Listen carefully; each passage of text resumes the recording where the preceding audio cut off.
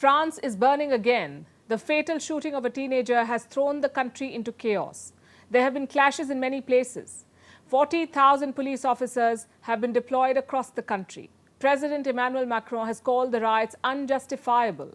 But his intervention has not really helped. People are still angry. Just look at the pictures. Cars set on fire, shops ransacked, and cops attacked with fireworks.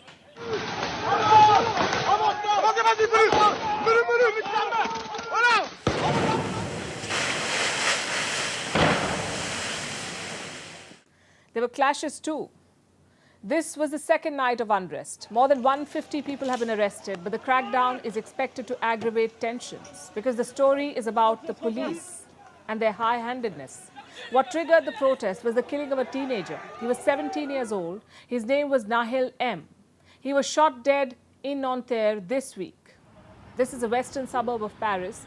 Nahel was in his car when two policemen confronted him. They shouted at him. One officer pulled out his gun and shot at the boy point blank. And if that wasn't bad enough, the police then tried to lie and cover up.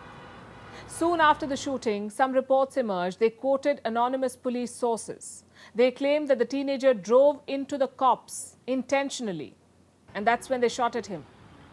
But the pictures tell a very different story. The police's lie has been busted. The officer who fired the gun is in custody. He could face charges of voluntary manslaughter. En l'état des investigations. Based on the investigation and the elements we gathered, the court considers that the legal conditions for the use of a weapon have not been fulfilled. Consequently, at the end of his time in police custody, the police officer questioned for the usage of his weapon has been brought forward to two instructional magistrates as part of the opening of a legal investigation for voluntary homicide. So action is being taken. But the protesters say it's not enough. The mother of the victim has called for a march. She posted a video on TikTok. Their lawyer wants to file an additional complaint. They want to accuse the police of false testimony.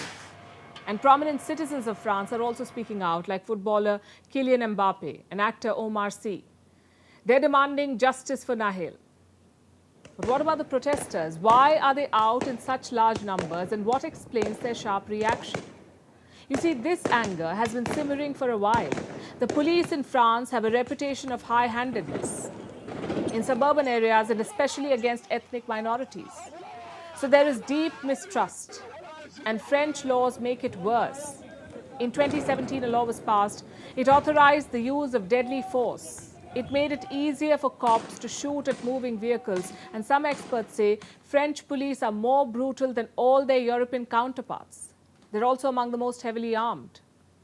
France has been criticized by the European Court of Human Rights. In the last 6 years, France has been condemned at least 5 times. And this is over incidents of physical abuse by the police. So there is a clear pattern of behavior. But no Western power condemns France or calls them out for human rights violations. And even after such public outrage, there is little to suggest that the attitude has changed. After President Macron's words of condemnation, the French police union spoke out. Do you know what they said? They attacked the French president.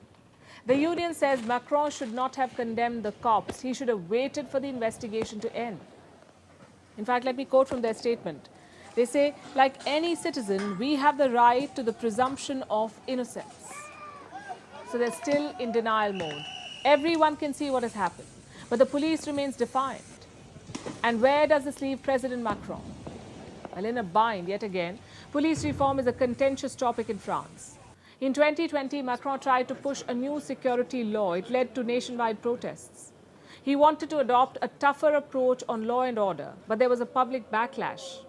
From the yellow vest protests to the outrage over pension reforms and now the riots over a police shooting, domestic unrest is now becoming a hallmark of Macron's presidency.